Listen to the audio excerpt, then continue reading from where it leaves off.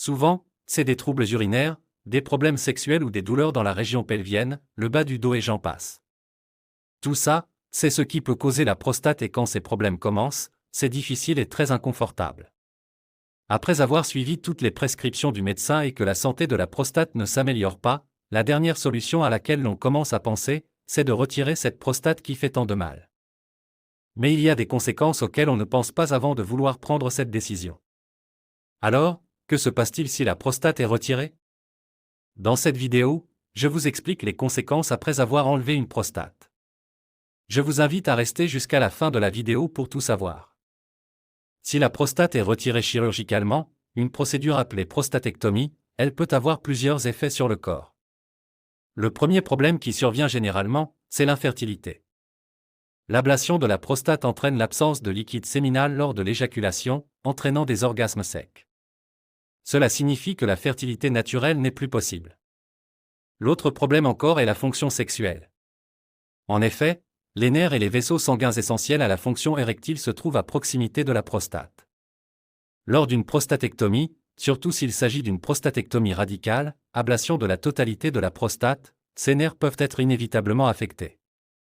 Malgré les efforts déployés pour préserver les nerfs, de nombreux hommes subissent encore un déclin temporaire ou permanent de leur fonction érectile après une intervention chirurgicale. Le retour de la fonction érectile peut prendre plusieurs mois, voire plus, et certains hommes peuvent avoir besoin de traitements tels que des médicaments, des injections péniennes ou des dispositifs pour obtenir une érection. Il y a aussi la modification urinaire. C'est-à-dire que, après l'ablation de la prostate, l'urètre peut subir certaines modifications dues à la chirurgie. La prostate entoure l'urètre comme un beignet et son retrait peut entraîner des modifications de la structure urétrale ou des cicatrices. Cela peut entraîner une incontinence urinaire temporaire ou permanente, ce qui signifie que la capacité à contrôler le débit urinaire peut être compromise. Après l'opération, certains hommes peuvent avoir des fuites urinaires lorsqu'ils toussent, éternuent ou s'adonnent à des activités physiques, ce qu'on appelle l'incontinence à l'effort. D'autres peuvent être confrontés à une envie fréquente et soudaine d'uriner, connue sous le nom d'incontinence par impériosité. Il peut avoir également un niveau de PSA. L'antigène prostatique spécifique, PSA, est une protéine produite par les cellules normales et cancéreuses de la prostate. Après l'ablation de la prostate, les taux de PSA dans le sang devraient chuter considérablement, car il ne reste plus de tissu prostatique pour produire du PSA. Des taux élevés de PSA après une prostatectomie peuvent indiquer la présence de tissu prostatique résiduel ou une récidive du cancer de la prostate.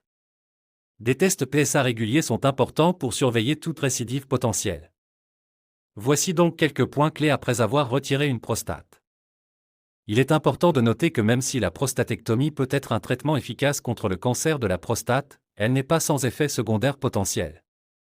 La réponse de chaque individu à l'intervention chirurgicale peut varier et il est essentiel que les patients aient une discussion approfondie avec leur équipe de soins pour comprendre les risques potentiels, les avantages et les implications à long terme de la procédure en fonction de leurs antécédents médicaux spécifiques et du stade de leur cancer.